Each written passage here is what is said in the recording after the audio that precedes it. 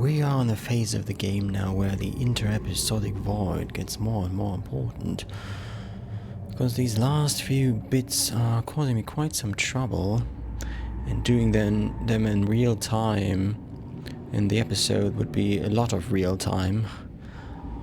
Last time I finally, after a long search, made my way down here, and then I was stuck again because I couldn't reach the chest. I saw that there was something on the wall in the distance, but I couldn't make out what it is. But luckily I can slow down time, and that also causes the screen to get a lot brighter. And let's see what we can input here. I hope that it will just build a bridge. I think it will just open the door on the other side, and then I still have to find my way to the other side and enter it from the back. And I don't know how that would be done. Maybe from room 9. But yeah, I'm not sure. Can I input that while I'm in slowdown? Where's the starting point anyway? Is that the middle? Is that a double input, or is that the starting point? Let me take a screenshot of that.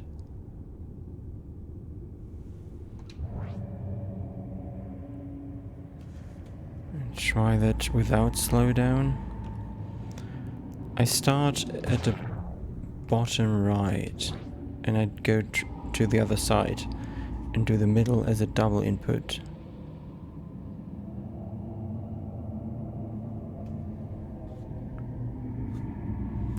Right, up, left, down, left, up, right, down, left, down, right. That didn't do anything. Let's try again.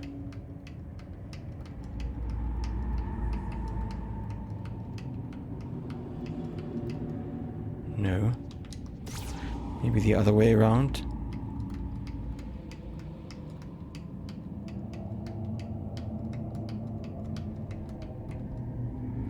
No, nothing. Then maybe I just need this info and still find the exit. The back entrance.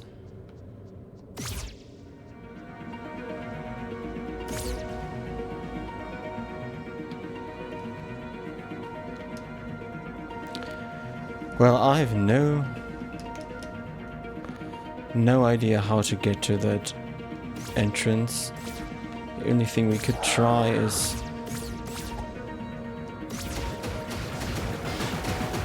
from here, maybe?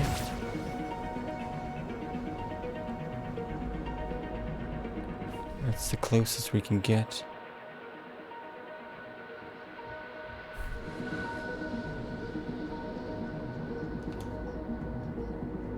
But that is very unclear.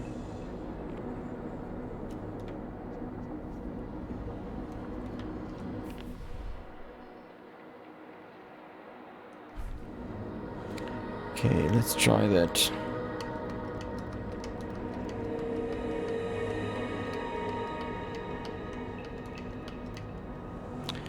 No, but I also didn't expect it to work.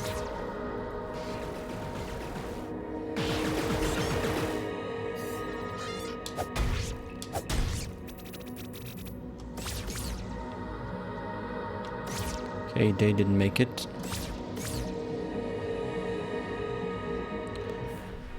Oh dear, how would you...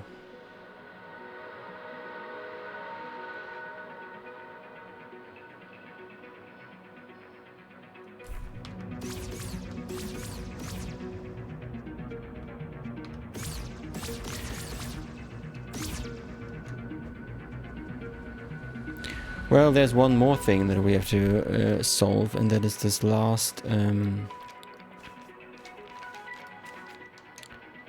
treasure item here, 51, and I misinterpret that because here it says 28 plus 34, and this doesn't say 51 plus 1, it says 51 arrow 1. That could mean a lot of things. It's curious that the 1 in the 51 is written differently than the one that the arrow points at. The letter looks more like this one, but I can't read that. It could also mean number 1 on page 51. But what is number 1 here? The orange peril ring? The thing is, these treasure hints are always stuff that is written into the manual by the person who had this manual. And here we have several things, and all of these are just explaining what these items do. Like this raises attack power but lowers defense. This, I don't know what that second symbol is, the shield, and then I don't know what that is. Is that a glyph? Arrow down. This is just making us harder to hear. This one, I tested it. When you pick up your echo, you create a shockwave that damages enemies, and this one makes the shockwave stronger. This one is just inflicting fire damage while you only have 1 health in return. Scavenger's Mask we know, and this one I have no idea because this is the glyph language. So I think it's about this box here. And yeah, what could that be? The line here on the bottom is probably water. There's only one hint in the manual that hints at this being water, I think, and that's here. It's a depiction of water, and here we know what this is. It's the starting area, the little island in the water. So let's assume that is supposed to be water. Then this monolith thing, what is that? It looks... the only thing I can think of is a page, because of the lines. There's a headline and then a paragraph. And then the that could mean, hey, there's a secret there, or it could mean, be quiet. Then we have this 60 seconds. It could mean, be quiet for 60 seconds, do nothing, stand still in the water. And this thing we have is the star written in, drawn in. It could be... My only interpretation was the star is us. We are supposed to stand in the water for 60 seconds at some place. I don't know. I have no real clue what this means. I thought maybe if you stand 60 seconds in the water, then something on a page will be revealed, like a hidden part of a page will be shown. But I don't know. It's so weird. It looks like there's something underwater, but this thing looks like a manual page.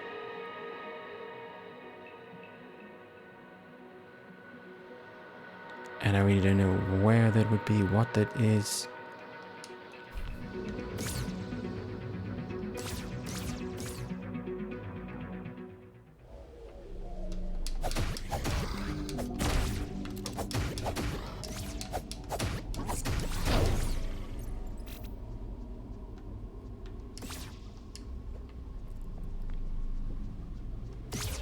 I mean, this is the only path that gets us rather close to the back of the cathedral, which is not really close to the back, but I mean, we could try to input that here again.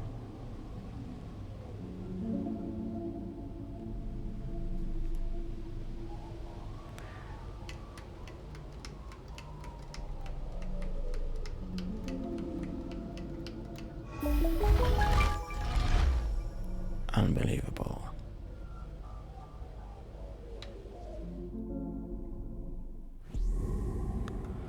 I really did not expect this to work, because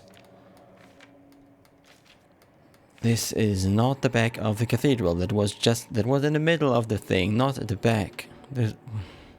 Whatever. It's so weird. Sometimes you think your theory is totally overthinking everything.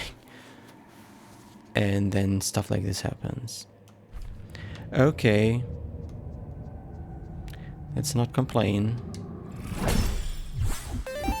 And we got a fox. A secret legend achievement. Very cute.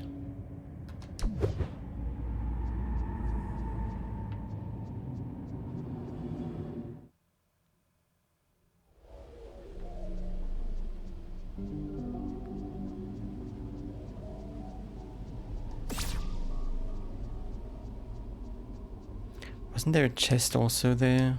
Or was there nothing?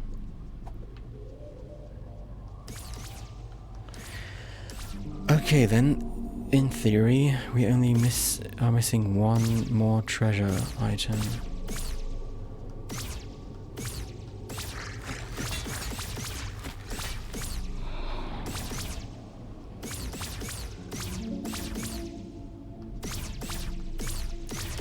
Let's go there and check.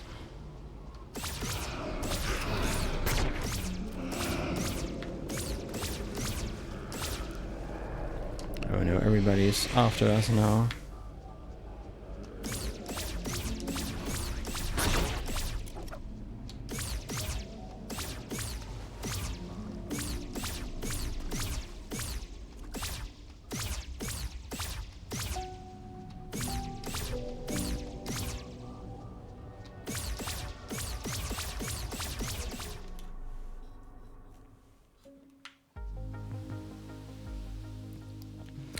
Because the glyph room that we can access from the treasure room is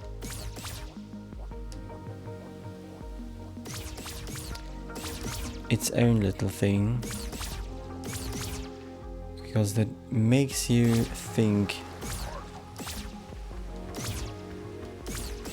that you have to learn this language eventually. I was told at the very beginning of this that I don't need to learn the language, and I stuck to that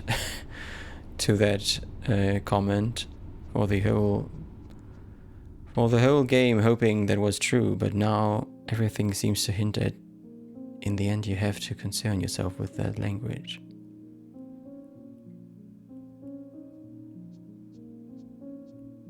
I just wonder, why do we have access to this already?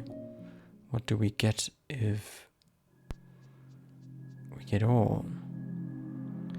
The thing is, this here is on the last page, and this person did try to interpret this language. What I have found out so far is that these glyphs, they are hexagon shaped. Stretched hexagons, more like the rupees in Zelda. But they're hexagons, and they are apparently divided into the outer border. These are these symbols here, these lines, which form a hexagon shape. Some lines can be omitted, but they are always in the hexagon shape, the outer part. And then the inner part can consist of quite a few lines. We have a middle line, and then, well, here, the first line, the third symbol from the left, this one here right in the center. I think this one is the maximum of lines you can have in the center. You can have a middle line, and then one, like arms and legs, if you will, stretching out to the top and to the bottom. And then variations of that where other stuff is omitted. But this is the maximum you can have. You can have a full hexagon around it, and then this filled out. And these are all the glyphs we see in the manual are variations of that. The only difference is in the printed version, there's always this middle horizontal line going through everything for whatever reason. But my current interpretation is that you can just ignore that and put the top and bottom together to form a hexagon shape. Of course, these hexagon shapes or glyphs are all... There are spaces between some, but some are also just back to back, and then you have to look, okay, where does one start and where does the next one end. But it's interestingly or nicely shown here. Remember that? That's the north, south, east, west symbol. I have no clue why these other symbols are around here, what that means. But it's written in a way that these lines of the memo page line up with the printed lines. If you look here at the printed version of this, this has the lines, the horizontal lines. But then here in the back, it's drawn as one single shape without any breaks in between, but it's drawn so that it matches or aligns with the horizontal lines of the paper. So my theory is, if you see something like that, these middle lines, you can just omit that and connect the bottom and top. Because there's always, below this horizontal line, there's always a little blank space where the bottom part doesn't connect with the horizontal line, but I think you can just ignore that.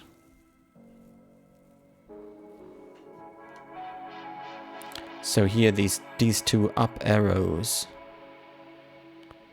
you could connect the middle line. The top arrow would be consisting of the outer shell of the hexagon, and the bottom arrow would be consisting of the two legs of the inner part.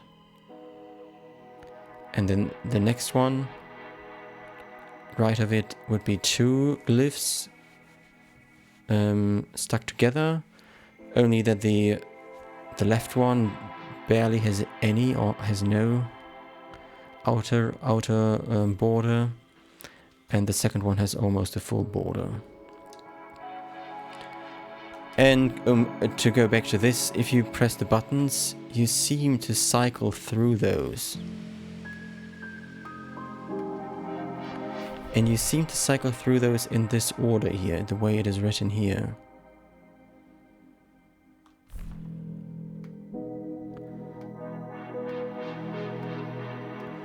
Like, we have to... Let's find something easy. Here. We have to discern between the outer and the inner part. Here, the outer part is only the top roof, if you will. The two... the arrow on the top, and everything else, the middle line and the legs, are part of the inner lines. So if we find that glyph, that would be here, the first line, last symbol. And the other one, just the body and the legs, would be here, second line, first symbol.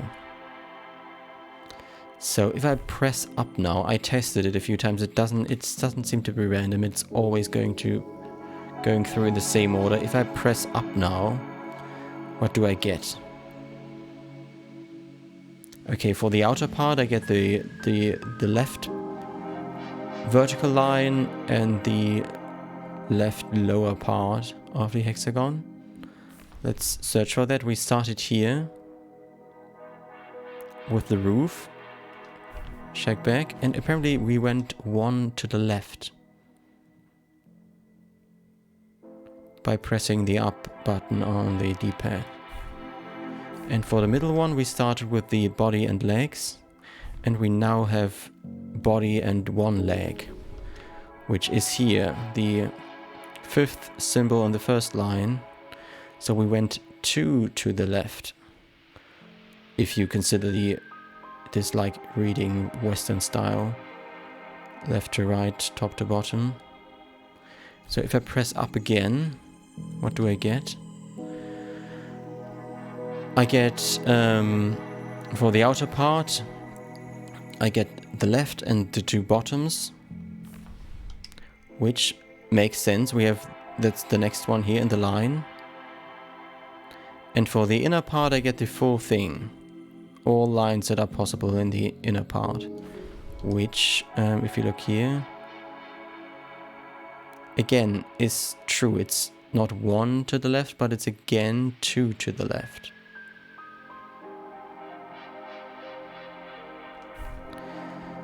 And then lastly, there sometimes are these rings at the bottom. That's why there is this yellow space for the ring that can appear at the bottom, and the only hint for that was here. This looks like there's an arrow pointing at that ring, and it's trying to explain what the ring means and does, but I have still no clue what this means. Swapping symbols for certain glyphs or removing them. But yeah, that's what I found out so far about these glyphs. What does it mean? What does it do? Help me here? I have no idea. I just noticed that this seems to cycle through the glyphs in this order. That there's an inner and outer part. That he tried to interpret them a little bit. That these are 12 treasures, and here we have also 12 glyphs.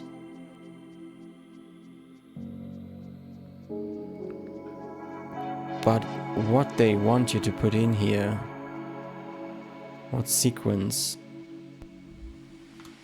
no clue. If you check the treasures, they all give the same text. And that is 1, 2, 3, 4, 5, 6, 7, 8, 9, maybe 9 glyphs, so that doesn't match up.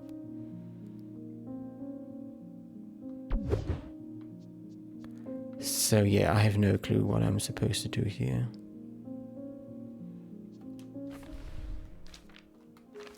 So back to the inter-episodic void it is. Or maybe next time I will just do the final fight against Moonlight Greatsword Lady. And maybe that will give me some inspiration on how to handle this last part here. Because it could be possible that I just missed the first page. But I also can't imagine it just lying around somewhere. And this could mean you get the first page for doing this. It could mean item 1 on page 51. It could mean item 1 on this list. But this is so cryptic.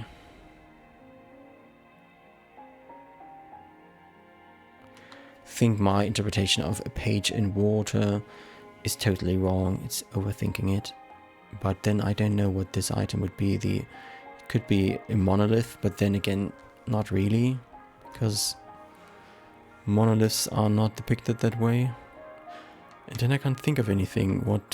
Something monolith-like that is silent and in water. Yeah, so maybe I do the fight next time. Or maybe I will figure it out